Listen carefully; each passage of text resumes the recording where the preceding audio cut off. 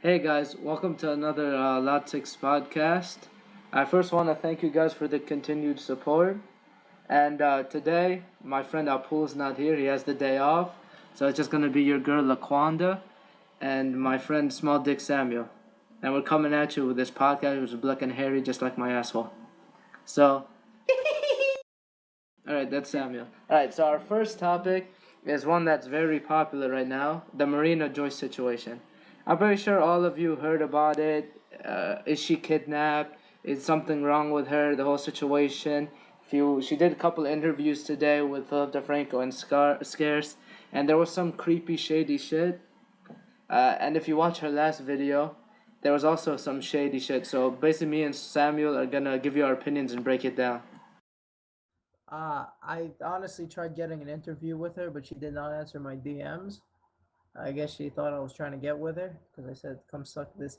But anyway, I believe that there's only two things that could have stopped her. One was boyfriend abuse. Two was demon abuse. Alright. In my professional opinion, because I have a degree in bullshit psychology, uh, either this thing is a big plot to get subs and followers, or she is either doing drugs or has like a mental disability. The first theory why I say it might be a whole plot to get subs is I watched her interview with Philip DeFranco, and 5 minutes or 10 minutes into it, out of nowhere, she says, "Yeah, I had 600,000. Now I have close to a million subs, so it's hard to manage." Like he wasn't talking about that or anything. She just brings it up. So that was the one thing that made me think it was a plot. Now, on the other hand, if I could see it being drug abuse or mental disability, because if you watch her last video or the Skype interviews, she seems off. And I don't think there's kidnapping. The police went to her house, tweeted she's fine. So, and she has bruising, but I don't think there's abuse. But the faces she makes and the way she acts, she could be either doing drugs, alcohol, or maybe even just has a mental disability.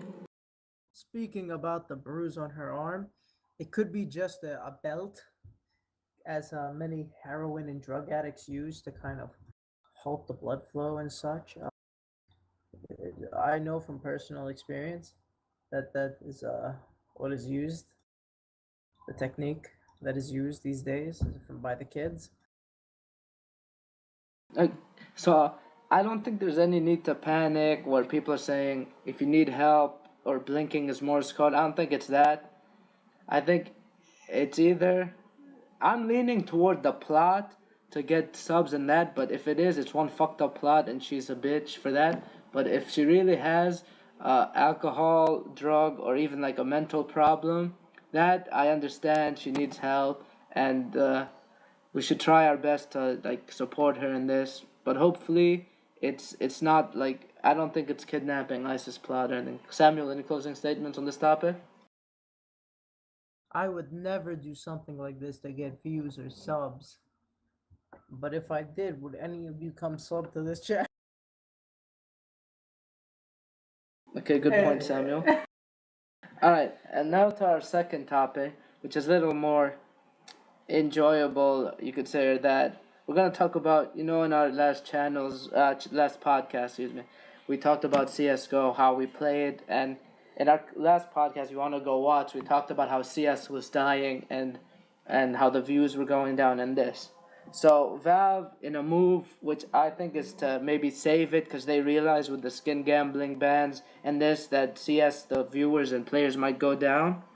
They agreed to let a Chinese company, Perfect World, distribute and allow people to play CS:GO on basically matchmaking servers. So now, like if you play, you might have a chance of playing people in Asia, which I think Valve hopes it'll increase the viewers, increase like the views of the major, and even some Chinese like esports organization with this move say that they might get new teams and that they're hoping it expands the esports in the area. I believe Valve is going out of their realm of comfort to try getting more uh, Asian views. such as like a Chinese view, more viewers they get, maybe the more inclined companies will be to invest in Valve, and that's what they really want. So I think it's a good idea by Valve. Kind of scummy, but it's a good idea by Valve. They're only looking for their best interests, and that's completely fine. I don't think, as Small Dick Samuel said, I don't think it's a scummy move in a way.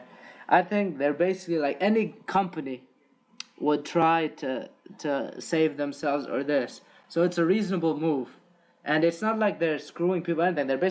They're opening the game to more people to experience and enjoy and grow the community. So I think it's a good, reasonable move. Yeah, but I don't think they're not looking for the best in like the people. They're looking for their own best interest. That's what I meant when I said scummy. But as I said, it's a good business move, and I think it should work out pretty well for them. Alright, so overall, me and Samuel think it's a good move, and hopefully we can meet some new friends up in Asia when we play. Uh, and sticking in the realm of Counter Strike, I'm a big Cloud9 fan. You know, I live in North America, so that's my favorite NA team. And some news occurred that is kind of like expected. Slummy stepped down, and it might end up coaching them, which means they have an opening. And as a C9 fan gay, you could say, I would like to see my boy Tarik join that team. Hopefully, I think that will complete their team and help them compete against the higher tier European teams. What we need to make America great is C9 Tarik, not Donald Trump. The T we need is the Tarik. I believe C9 will be one of the better teams, and that Adrin has said that he would coach C9 if Tarik joins. So having Adrin as a coach while having a great fragger like Tarik would really boost their power. Yeah, we're not saying in any way that Tarik might join, but we think that is a great move if it happens for C9 and that it will benefit them moving forward. And now on to our last topic, which is a very interesting topic. I was reading, and there was an article about this cockroach milk, the next superfood protein, which is basically, let me pull up the article real fast so I give you all the correct information, is that researchers in stem cell biology and regenerative medicine lab in India have been working on getting. A lab in India, is that my boy Apul doing that research? No, Apul isn't that smart. Sorry to break it to you. He's not one of the.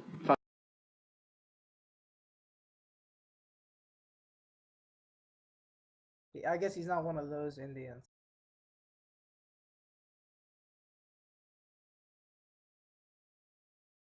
Alright, so as I was saying, this lab in India is working on extracting this liquid which is in I think it's in the guts of roach offspring. And they say it is very high in protein, all the good sugars and the fat, and they're saying could be the next superfood. So the topic I want to discuss is, would you eat or drink something that has great benefits like this, but the thing, it's made of cockroaches? I personally wouldn't, because that's just disgusting to me. No matter the benefits, I wouldn't drink or eat something made of cockroaches.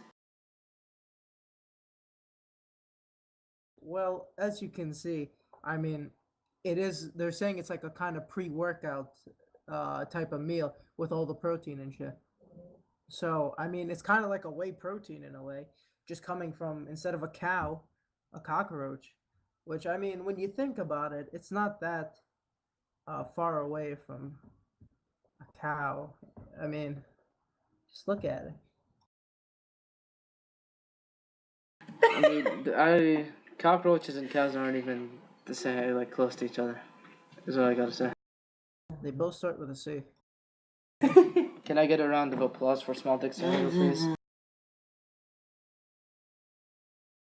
So yeah, I think I wouldn't personally drink the cockroach thing either. I mean, I know they come from a really dirty. I mean, cockroaches aren't the cutest thing to look at. They kind of are the most disgusting thing to look at. So I would not personally drink from a cockroach's. Like, I heard cockroaches can survive a nuclear attack. And like that means there's something in that bitch and I don't want to fuck with that, you know. It's a superfood. Then we'll survive the nuclear blast. Come on, like I think you know what? That's not too bad of an idea. Like if there's something from a bog or like even if something from cow poo or something, I wouldn't. And it was okay.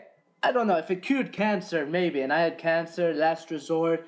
I had an hour to live or even a day to live. I'd take it. But if it's just something simple like this, where it okay has a lot of protein and stuff like that, and you know you need your protein if you hit the gym and that, but it's like every time you drink it, you're like, I'd picture the cockroach legs, and then I'm just like I'm drinking that shit.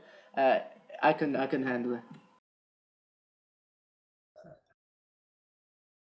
Cockroach is a very nutritious meal, but I would not personally partake in touching any of its disgusting features. Like, I mean, if it comes from inside a cockroach, and the cockroach is literally the most ugly creature I've ever seen in my life, that looks like kind of like even when you're born, you're scared of cockroaches, which means that it's disgusting. And I think that's all for that topic. I don't want to stay on this cockroach thing for too long. Yeah. So So to the two viewers, three viewers out there, in the comments, let us know if you would fucks with this drink with this protein. you fucks with it, you tell me. All right, and that'll wrap it up for this podcast. Thanks for watching. Remember, please like, subscribe, and comment. We'd like to know what you think in that. And yeah, this is LaQuisha and Samuel signing off. Bye, guys.